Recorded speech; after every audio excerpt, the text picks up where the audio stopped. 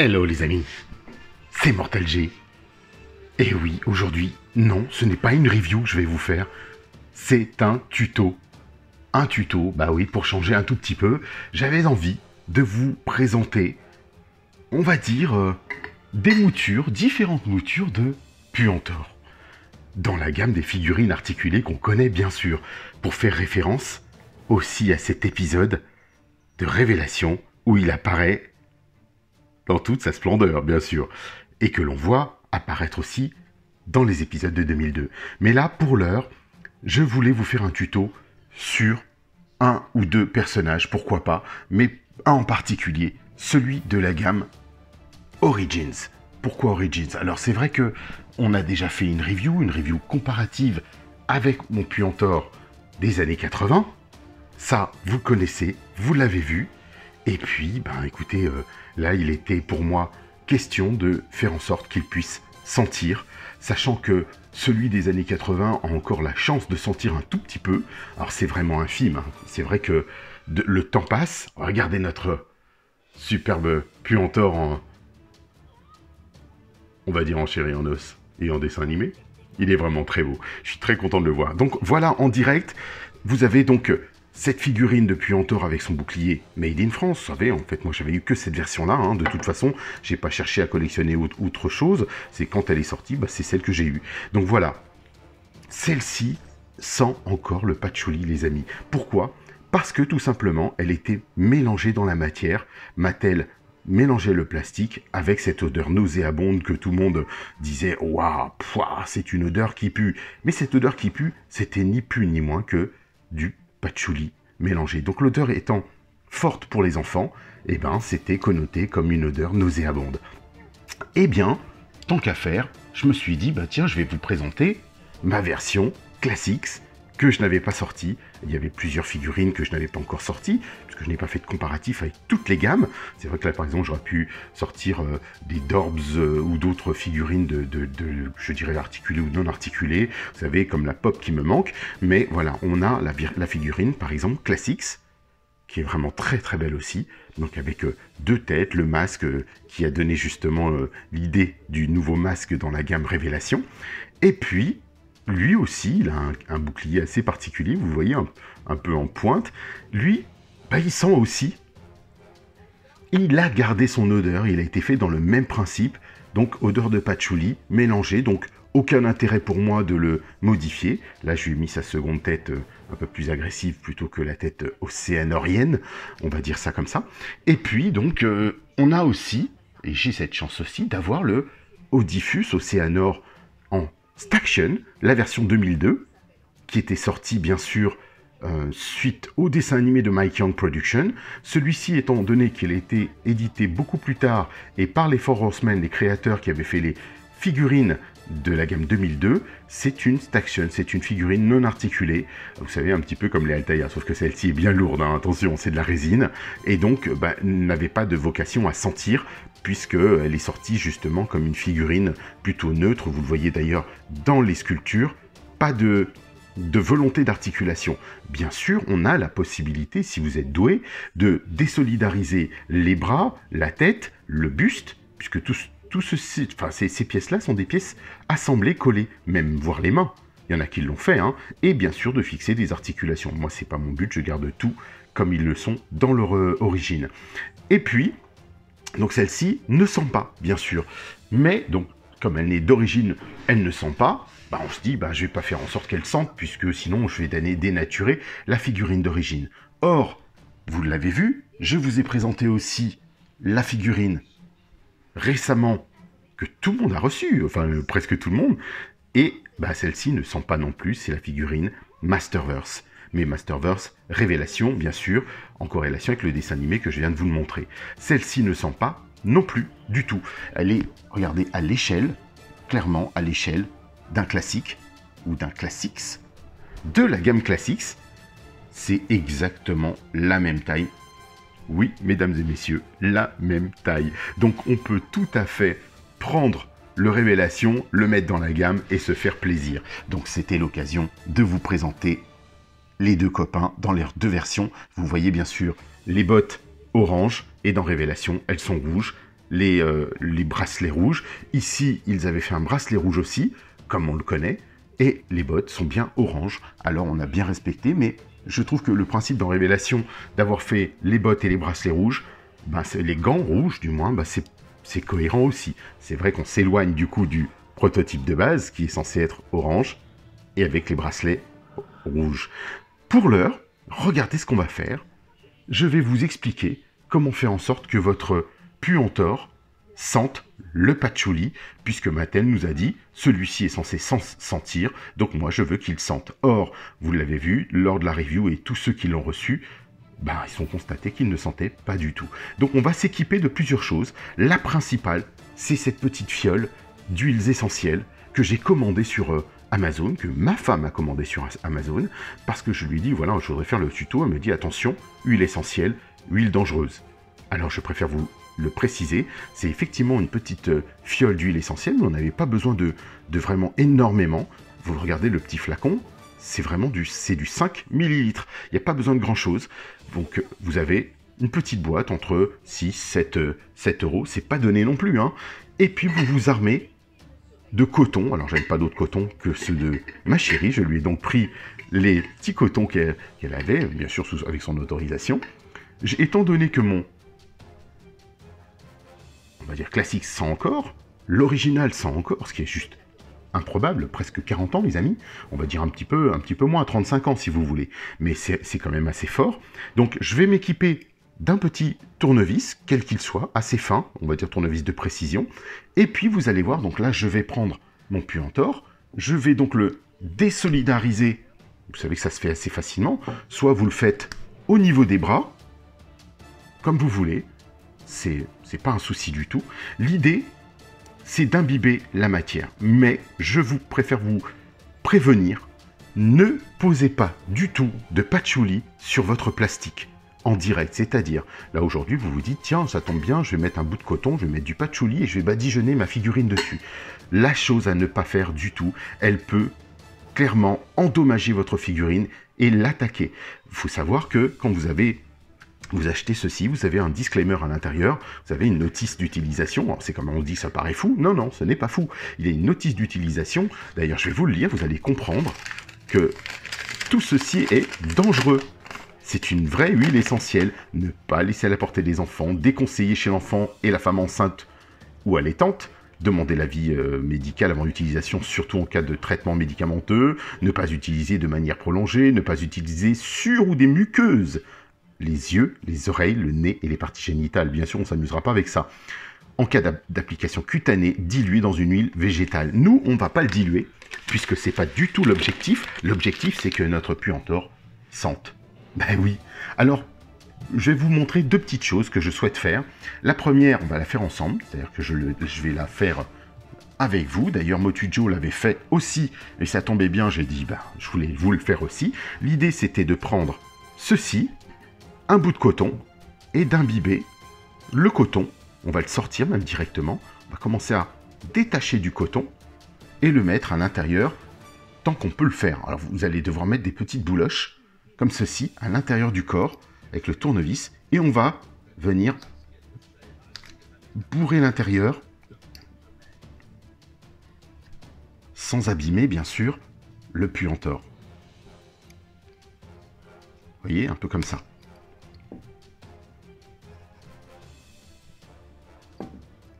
Sans vraiment le dénaturer, vous allez pouvoir en mettre un peu à l'intérieur du corps. Il faut garder bien sûr le fonctionnement, la possibilité, la plausibilité de garder l'articulation et que ça se fasse de manière normale et naturelle. D'ailleurs, vous voyez à l'intérieur que le coton transparaît de l'autre côté. Donc je vais même en mettre encore un tout petit peu, pas beaucoup, pour dire que voilà, on aura bien préparé ça.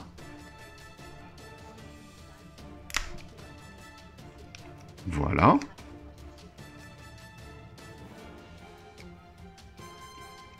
Il en a à l'intérieur. Ensuite, vous allez venir chercher votre petit patchouli et venir faire du goutte à goutte, entre guillemets.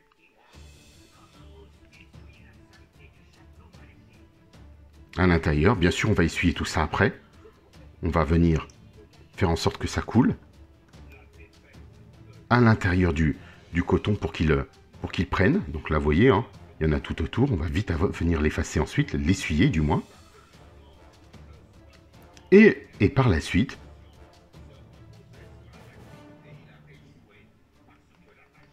on est pas mal. On va continuer un petit peu comme ça. Donc, vous pouvez le laisser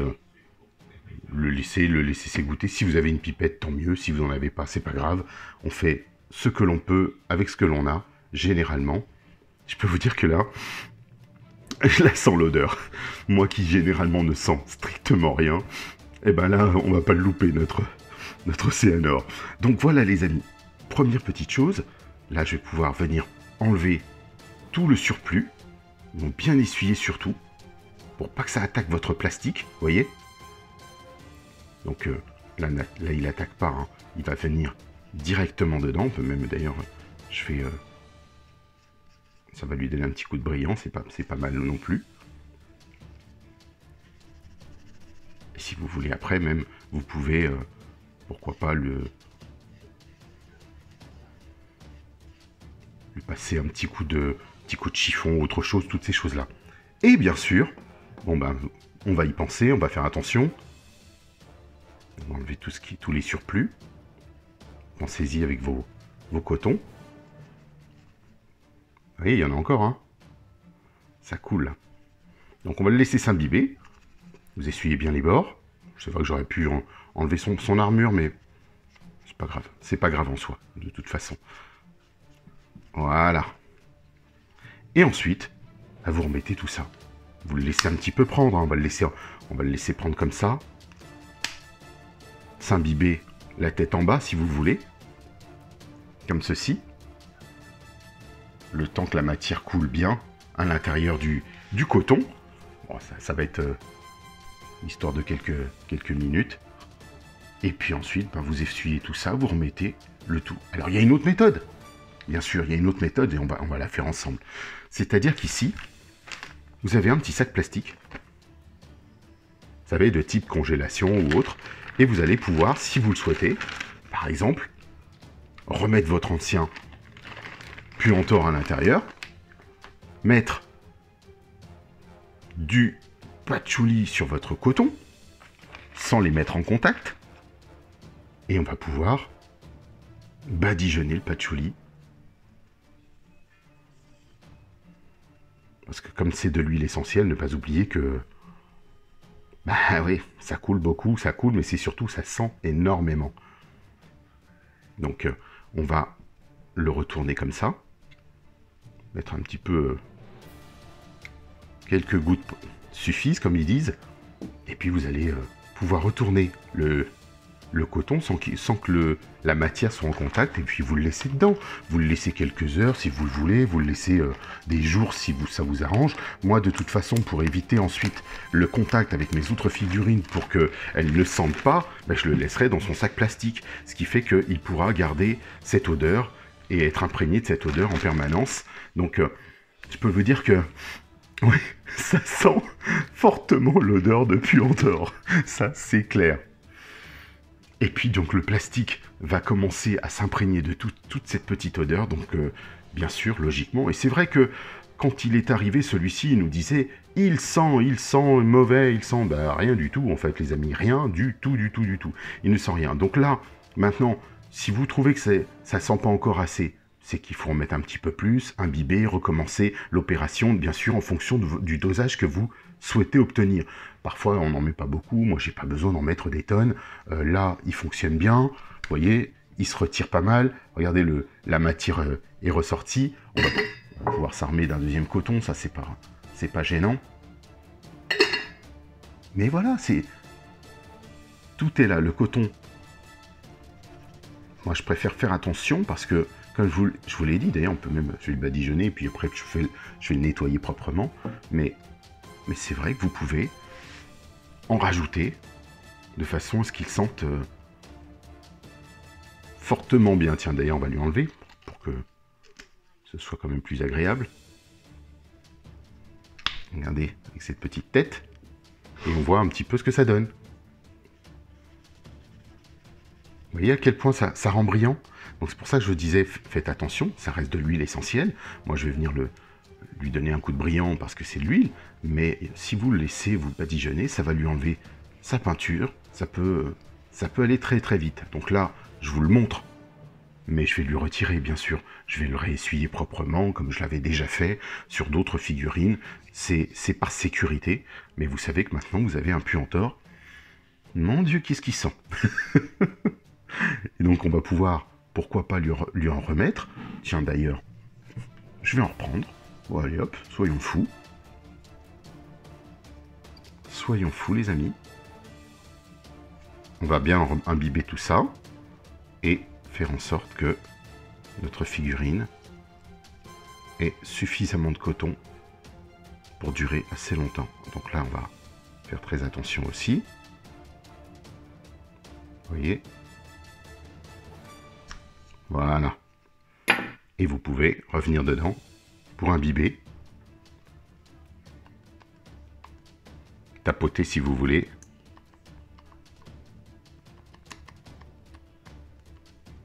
Et puis voilà. Donc la matière, regardez, elle s'est imbibée tout de suite. C'est parti. Laissez-la prendre, hein, de toute façon. Elle va venir se répandre dans la totalité du coton. Et on va venir, nous, essuyer tout le reste. Après. Même à la limite, regardez comme il est. Là, il est fait. Le but, c'est que quand vous retirez tout ça, même si ça brille un peu, c'est normal, c'est de l'huile. Tant que vous retirez, il faut que vous n'ayez plus de matière sur votre coton. Si vous voyez qu'en essuyant votre figurine, vous retirez encore de la matière, c'est que potentiellement, il vaut mieux éviter pour ne pas que le plastique soit, entre guillemets, dépeint. Voilà, c'est juste plutôt une histoire de peinture, parce que là, on est dans du beau plastique. La gamme des maîtres de l'univers Mattel fait en sorte d'avoir du plastique qui dure, on le sait. Donc là, on a quelque chose de sympathique. On va voir à pousser. Voilà, il clip bien à l'intérieur. On est pas mal du tout. Et moi, je vais le badigeonner, mais c'est vrai, faites attention, tout simplement. Vous voyez, par exemple, moi, je trouvais que ses jambes étaient trop mates. Hop, un petit coup de brillant.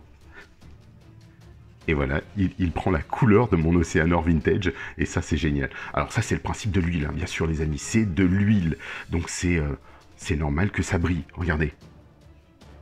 Mais, bien sûr, vous pouvez tout simplement vous l'éponger jusqu'à ce qu'il n'y ait plus rien. Vous voyez, il n'y a plus rien du tout. Donc là, il n'y a plus vraiment de danger pour votre figurine. Mais par contre, ça ne l'empêche pas de briller, puisque vous vous souvenez, je vous avais fait un petit tuto rénovation, enfin pas rénovation, on en avait parlé dans d'une autre review.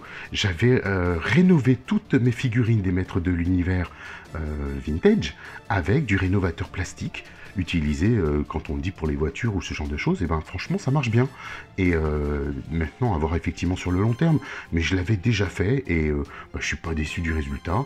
Donc là, on est un petit peu dans le même principe, une huile qui vient faire briller la matière, mais faire attention de ne pas la désagréger, bien sûr. Donc là, on est plutôt pas mal. Là, il a repris un peu son côté sec. On pourra lui remettre l'ensemble. Et pourquoi pas, si vous le souhaitez, faire la même chose.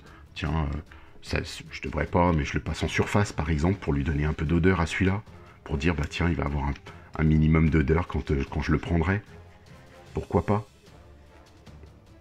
Mais je me suis servi du chiffon sec, hein, les amis, hein, du chiffon déjà utilisé, du moins du coton déjà utilisé, imbibé, donc qui n'est pas imbibé. Donc vous pouvez tout à fait vous faire plaisir, mais surtout, on va dire, je sais que c'est pas mortel, mais faites attention, surtout pour pouvoir de se dire que nos petites figurines, elles sont encore, elles garderont du moins leurs belles odeurs encore bien longtemps.